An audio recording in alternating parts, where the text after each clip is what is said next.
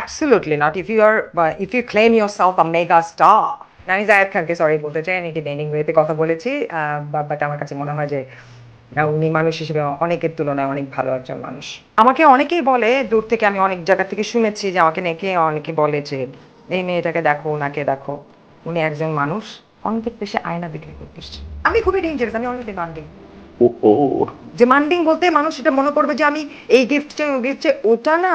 I am demanding মানে আমাকে handle করাটা অনেক ডিফিকাল্ট। তো তার ভেতরে ওই জায়গায় ওইটা নেই যে তাকে আমি পছন্দ করতে পারি।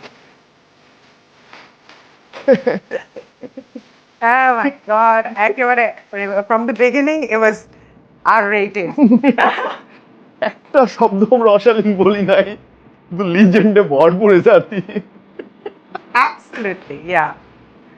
হাউ ডু ইউ নো বা ওয়েন ডু ইউ ফিল যে তুমি এত জোস? Um, I never knew about this. This is how people see me, people's perception